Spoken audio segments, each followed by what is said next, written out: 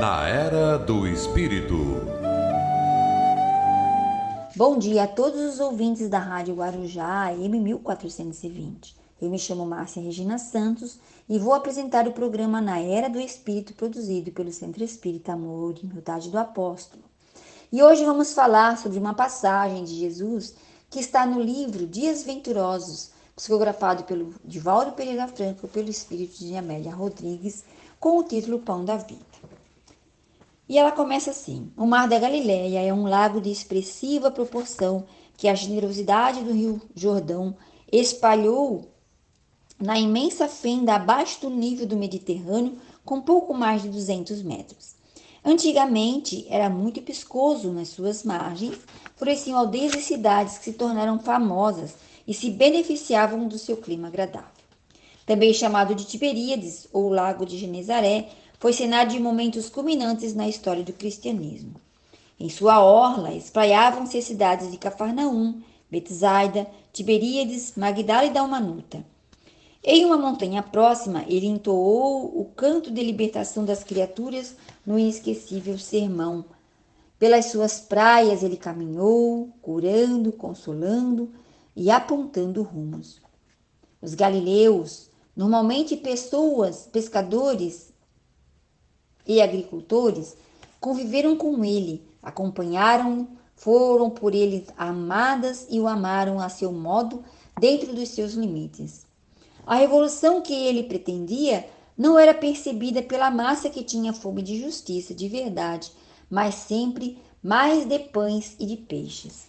Jesus amava aquela região, aquele povo, onde mais se demorou após iniciar a sua vida pública, quando os seus o rejeitaram.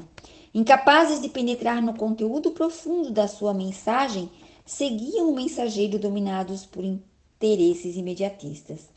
Ambicionavam o reino dos céus, porém viviam na terra, sofriam-lhe as injunções e carências, padeciam desconforto. Ele apresentava-lhes o libertador. Suas palavras sensibilizavam-nos, porém as suas ações deslumbravam-nos e atraíam cada vez mais.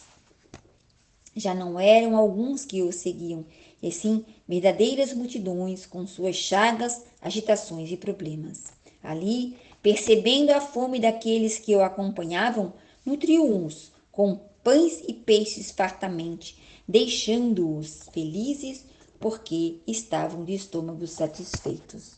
Logo após, volveu em silêncio a Cafarnaum com os 12 apóstolos. Os acompanhantes, atendidos nas necessidades imediatas, não perceberam a sua ausência, porque naqueles momentos não mais necessitavam dele. No dia seguinte, perceberam que ele se fora. Outra vez, sentindo carência, volveram a Cafarnaum a buscá-lo, algo contrafeitos por não o terem em mãos para o socorro contínuo aos seus caprichos. Quando o encontraram, interrogaram-no com uma quase exigência de justificação por tê-los deixado. Rabi, quando chegastes aqui? Não se tratava de zelo, de cuidado pelo amigo, mas de reprimenda, de cobrança indireta. O mestre fitou-os compungido e respondeu-lhes com severidade: procurais-me porque comestes os dos pães e ficastes saciados. Fez uma pausa e prosseguiu: trabalhai não pela comida que perece, mas pela que dura a vida eterna, e que o Filho do Homem vos dará. De um para outro dia haviam alterado o comportamento.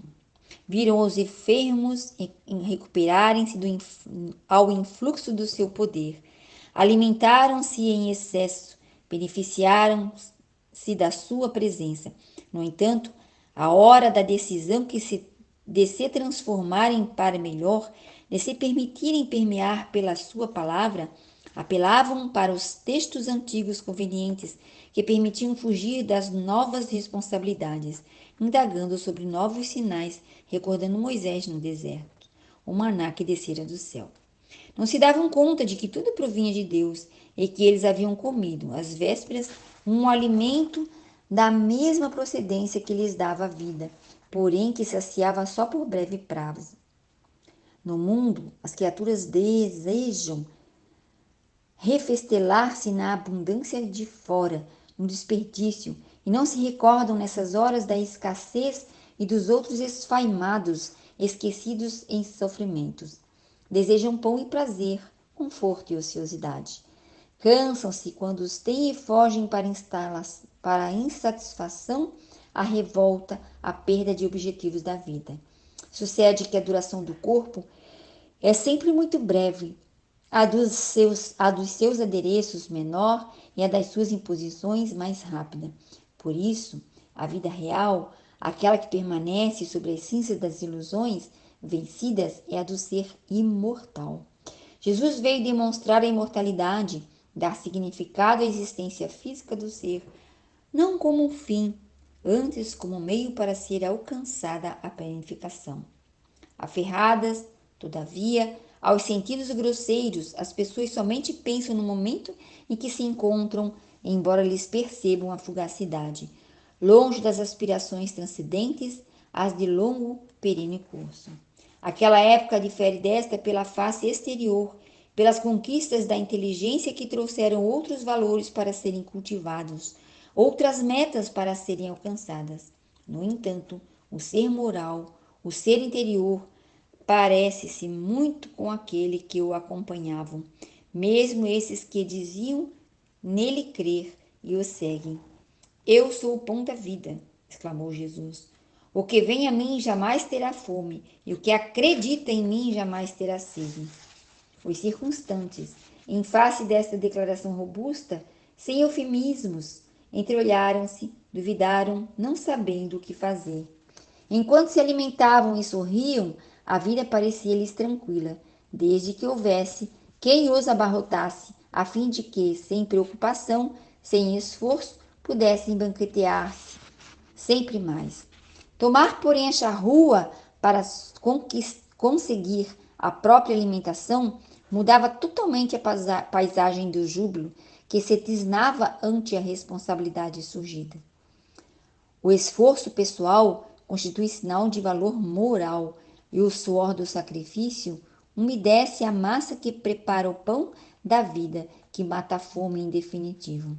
O ser, inundado pelo ideal, tem a sua sede de luz e de paz saciada através das conquistas valiosas das paisagens íntimas, antes sob tormentas desesperadoras. O mestre jamais negaciou, nunca se escusou. Todas as suas asseverações foram claras, destituídas de disfarces ou ocultas em símbolos complexos. Falando a linguagem de todos os tempos, a verdade nunca lhe notou dubiedade, insegurança. Não havia promessas vãs nos seus discursos, nem alento para as atitudes frívolas. Inteiriço, sempre igual na sua proposta, na discussão e na conclusão. A sua era uma linguagem lapidar, inimitável, jamais superada. Um texto do passado tem sabor de atualidade hoje apresentado. Compadeceu-se do caído, mas não se apiedou do erro. Apoiou o doente e, no entanto, verberou pela libertação da doença. Amparou o pecador, todavia exprobou o pecado. Ajudou o vencido, porém conclamou a sorrimento íntimo e a vitória sobre si mesmo. Não acusou, não condenou, nem anuiu com o crime a devassidão e a promiscuidade moral. Pão da vida, ele é saúde integral, alimento de sabor eterno. Os galileus não poderiam naquela época entendê-lo. O mesmo ocorre com os modernos fariseus de hoje. O depreciam, que o subestimam e que, presunçosos, se escondem em discursos com palavras rebuscadas, em sofismas bem urdidos, em falsas ciências, para não se transformarem moralmente, enquanto orgulhosos marcham para o túmulo inexoravelmente, onde despertarão para a realidade. Jesus é o pão da vida perene.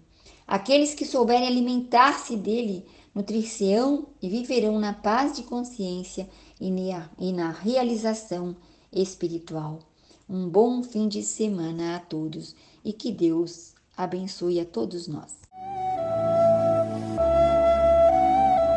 Na Era do Espírito.